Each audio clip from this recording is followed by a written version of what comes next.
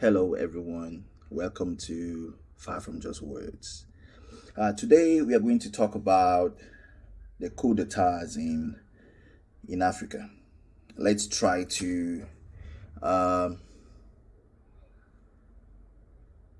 talk about it in a way that in a positive light, but while also taking into account citizens and the people in each nations that these things that the coup d'etats have happened, and if it keeps happening, what do we do, and what are the causes, right?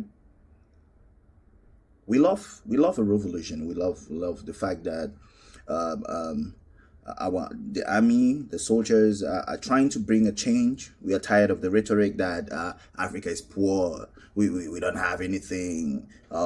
We are monkeys or whatever. We are the last race. We don't have any intelligence. We are nonsense. We will never build our own technology or satellite or anything, right? We are tired of that, and we are happy. Part of the reason why I think the citizens in nations that this has happened to are actually happy. It's because they wanted a change, but they're not seeing any change. They're not seeing anything that is it's helpful to them. But they can see the politicians and the politicians helping each other, the civil servants. And we like the passion that the army has these days to take things in control, because they now understand, because that's what we have wanted. That's what citizens in any country want. An army that is there to protect and to serve. Unlike the civil servants, and in French we call them the fonctionnaires, that are actually there because everything is for grabs. And I mean, they don't give a damn about the citizens. There is a lot of bureaucracy. There is a lot of administrative bottleneck. For you to do a document, you have to take almost 1 month. You sit in an office. There is the other one shouting at you or behaving as if he's the owner of that office, like something is stinking. They behave sometimes like it's there are gods in those offices. Like when you visit those offices, they behave like they're gods. Like, they almost take it like, and that we know some of them actually paid to get into those offices, and paid to get into those concours and exams and public schools. So when you get those jobs and start behaving as if you're gods, it's something that gets people angry. If you are not there to serve, if you know you're a civil servant because the definition is in the name, why are you there? That you get so angry. You're always angry. You're always on some emotions. You brought problems from your home to your office. You think nobody has problems? So, sorry for getting into a rabbit hole. That really gets me annoyed every time. And for you to do, I remember back in the days to make a passport, it almost took you 2 months and 3 months. I mean that has changed to now for Cameroonians in China. But then, the thing is, how about marriage? Just trying to get married at the embassy. It almost takes you a year, and 2 years even for some.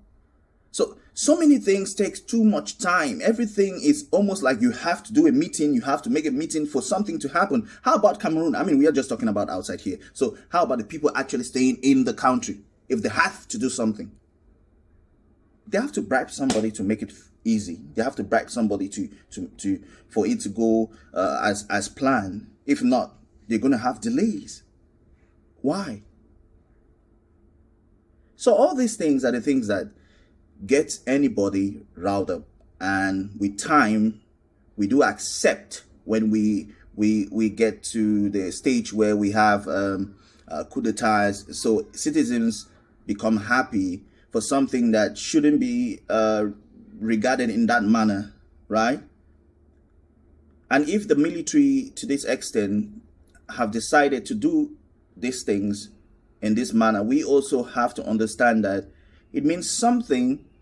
We thought it only affects us, which means it also affects them. right? Now, talking about pensions, I don't know. I don't know about other African countries. In Cameroon, how long does it take you to pension in your country? Your dad's pension, your grandfather, parents, anybody. How long does it take? How about the money how about the money that is paid after the person dies? How long does it take? Some of them never get it even. They don't even get it. So you see how these things annoy people, that they will accept things that shouldn't be normal. Because if you are there and you're not doing anything about it, and this thing, you just keep talking about it, but you're not doing anything about it. But then, these are the things that will make citizens accept coup d'etats, will make citizens sing hallelujah to the juntas, right? Because they're also tired. They want to change. But there's also a quandary with among citizens. What do we do now? Are we sure that you're going to do what is right? Yes, are we sure the junta regime in most of those nations are going to do what is right? What do the citizens do at this point? Are you really there for change, or you just want your own time? Like, this is my turn, right? This is my turn. We too can do this. Are you there for change? Do you really want these things to change? Because, for example, the other day, I think there was something on the Botswana. There was a speech from a military guy in Botswana talking about all this. I mean, the speech is good. It's a good speech. Most of them make very good speeches. It's just like Ruto in Kenya. He had a very good speech in the beginning of his presidential election, but now we don't see him doing anything good. But now the thing is, in Botswana, this guy is making all these speeches. But we heard from Malema that there is a military base in Botswana. So there's a military base in Botswana with nukes facing South Africa. So if you're actually doing all these things for the benefit of the people, of your people and the people in general in Africa, then you should actually take decisions that favor everyone, not just the people around you, but also the people that are in the continent. Because it's high time we start working together for the benefit of each other. Because if we keep fighting all these small fights, this one is black, this one is colored, this one is white, all this nonsense, it's weird. No. We don't want all those things. I think this is the reason why some people actually acknowledge the juntas in various parts of Africa, because we want these changes. We don't just want beautiful speeches. We want the actual change.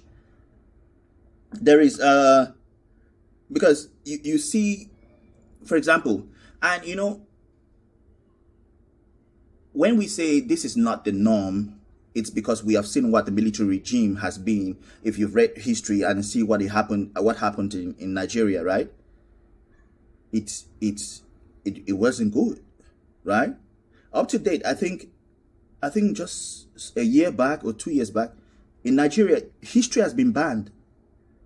They don't teach history in school. Can you imagine history?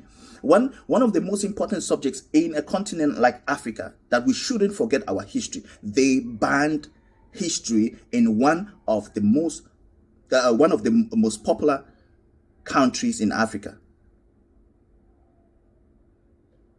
Because Nigeria is really popular, right? That country banned history. They don't want anyone to know their history. Is that a good sign? So these are the things that you start asking yourself, what is the function of the civil service when the services that are offered, it's nearly useless? They keep downplaying everything. Taking it from up to down. Everything. So now we ask questions like, now that most of these nations, we saw what happened in Cote d'Ivoire of recent too. So yeah. If all these things are happening, we see that trying to emulate something that Traoré did, in Burkina Faso, and the Mali guy. But the thing is, Are they really there for the good and for the change and for the good of the people and the change of that country? Because it's not just about making coup d'etats, yes, but it's about the change. If the people are standing behind you, it's because they want a change. They want change in things. They want jobs. They want metro stations. They want buses. They want bus stations. They want houses. They want accommodation. You don't just want, you just go to one neighborhood, break down all the houses, send everybody out and say, this place is blah, blah, blah, and then no reparations and these people on the streets. Why don't, that's increasing insecurity. We don't need to read these things in books and then do nothing when the reality is there. So, to me, if these junta regimes are really going to do something about all of this, first of all, there's one important problem. They have to disassemble every cabal in the African nations. The old presidents that have been there for too long, the old ministers, the old governors, the old senators that have been there for too long, those that have made a lot of millions, you can gather those millions and go and stay in abroad with your children that spend money like it's granite. Yes, you can take it away, but you have to disorganize and disassemble all those cabals, because those cabals are what happens in the background that actually disorganizes the society we live in as Africans. Those documents they sign with AUs, with United Nations and ECOWAS and all these places, Pan-Africanist government or something, all those cabals that they are with good, they have good brands, good names, good titles. It almost seems like they're there to help us, but they're there for the fall of the African nation. Sorry, for the fall of the African continent. Because if not, why should we have minerals and everything and yet we look for jobs? The young ones that go abroad can't even come back because they're thinking, what am I going to get? Let me just better stay there. You don't create pathways for them to come back home for jobs and teach the things that they learned abroad, because the things they must have learned that is not yet there. The technology, the transfer of technology. In some countries, children actually go for vacation programs in how do you call them? I forgot it. You go for a 3 months program in another country, leave your university, go to another program in another country for 3 months, and then you're back. Those exchanges, it's important. If these junta regimes are there for the people, I think the important thing, as I said, one and very important thing, is to disassemble the cabals in the African politics. The cabals in African politics. They are there. Every day we see them with their big clothes, wearing agbada. They are there. Suits, well shaved. Yeah, they look like honest people. Yeah. Those are the thieves. Very handsome thieves. Those are the people you have to take care of them. Because they are the people causing the problems that we have had for this too long. Roads to your own villages you don't have. Light you don't have. And yet you have billions and billions of dollars stuck somewhere that you don't want, you are hiding because you can't even use it. Like that. Why? Why that wickedness? So, yeah, that is my analysis about the coup d'etats and the love for coup d'etats in Africa. And some of the things, the reasons why citizens and some people like me, we like them. But then we also have uncertainty in our minds that also asks us the questions, are these things, are they really doing it for the good of us all? Right? Yeah, so here I'll conclude that. That's it. See you next time. Bye-bye.